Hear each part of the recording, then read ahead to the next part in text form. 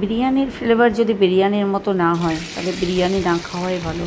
তো খুবই জায়গাদার, খুবই টেস্টি বিরিয়ানি রান্না করার জন্য আপনি এই ভিডিওটা দেখতে পারেন। আমি সাদা তেলের মধ্যে আলুটা প্রথমে ফ্রাই করে নেব। আলুর মধ্যে লবণ দিয়ে দিলাম। হালকা আঁচে আমি ভাজতে থাকবো যাতে করে লবণ ভিতরে ঢুকে যায় এবং ভাজা হয়। এদিকে আমি মাংস নিয়ে নিয়েছি। যতটা চাল ঠিক তার সমান পরিমাণ মাংস নিতে হবে। আর মাংসের মধ্যে টক দই দিয়ে ম্যারিনেট করলাম। আর এদিকে বিরিয়ানি মশলা, যেটা আমার নিজের রেসিপি, আমার নিজের হাতে তৈরি, সেটা আমি পরে আপনাদেরকে দিয়ে দেব। তো বিরিয়ানি মশলা দিয়ে দিলাম প্রায় ছোট চামচের, চা চামচের 2 চামচ মতো, ছোট চামচ বলেছি কিন্তু। এদিকে দিয়ে দিচ্ছি লবণ,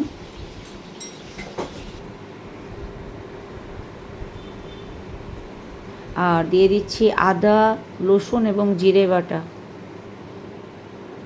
এটাও 2 চামচ দিলাম। 1 চামচ আগে দিলাম, এখন দিলাম।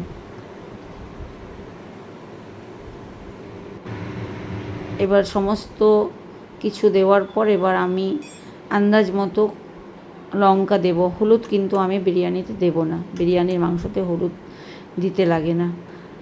এবার আমি এটা পুরো মাখিয়ে নেব ভালো মতো।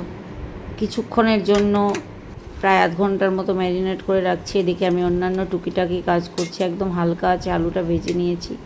মাংসটা যদি 3-4 ঘন্টা ম্যারিনেট করতে পারেন তো আরও ভালো। আমার কাছে অতটা টাইম ছিল না, মোটামুটি 25 থেকে আধ ঘন্টা মতো করলাম। এদিকে আমার আরেকটা ওভেনে আমি বসিয়ে দিয়েছি, মানে আরেকটা বার্নারে বসিয়ে দিয়েছি পেঁয়াজ ভাজতে। যেটা পেঁয়াজটা হালকা একটু লাল হয়ে এলে আমি যে মাংসটা ম্যারিনেট করে রেখেছিলাম সেই মাংসটা আমি ওর মধ্যে দিয়ে কষাতে থাকবো।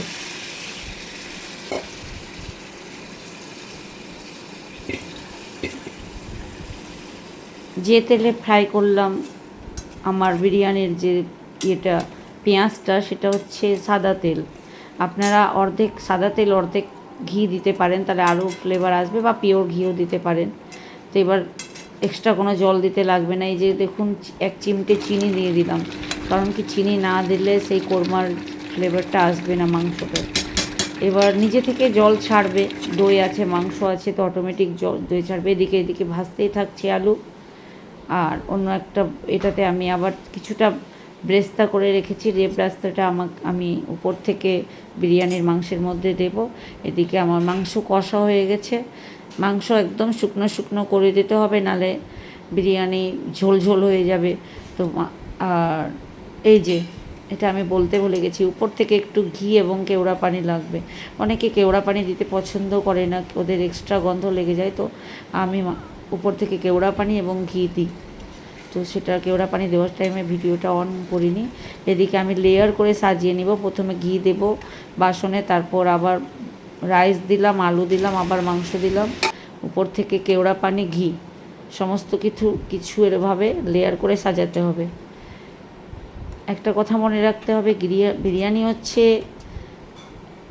ঘিয়ের কামাল। আপনি যতটা ঘি দিতে পারবেন, মানে সুন্দরভাবে পরিমাণ মতো যতটা ভালো বেশি করে ঘি দেবেন ততটাই ফ্লেভার আসবে। আর এদিকে দিয়ে দিলাম কেওড়া পানি। তো যটা আপনার বেশি বিরিয়ানি হলে 2-3টা লেয়ার এভাবে হবে। প্রথমে রাইস, তারপর আলু বা মাংস যেটা দেবেন, তারপর আবার মাংস, আর এভাবে লেয়ার করে তারপর আমি একটা দমে বসিয়ে দিব। লেয়ার করে যদি আপনি ভাবেন কি খাবো, তাহলে একটুও কোনো ফ্লেভার আসবে না। এটাকে কিছুক্ষণ 1 ঘন্টা মতো দমে বসাতে হবে। দমে বসলে তবে ভিতর থেকে একটা স্বাদ আর সুগন্ধ পুরো বিরিয়ানিতে ছড়িয়ে যাবে।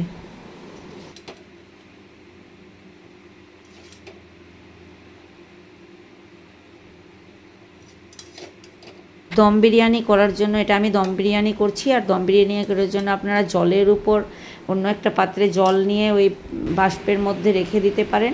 আর অনেক টাইমে আমরা এটাও করতে পারি যে তাওয়ার মধ্যে রেখে দিই। তো আজকে আমি তাওয়ার উপর রেখে দেব।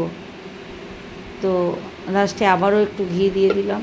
এবার এটা আমি তাওয়ার মধ্যে প্রায় আধা ঘন্টা থেকে 45 মিনিট মতো, এই যে প্রথমে তেজ করে আঁচটাকে কমিয়ে দিয়ে রেখে দেবেন আধ ঘন্টা মতো। একদম পুরো সুন্দর সুগন্ধ পুরো ছাড়িয়ে দিবে।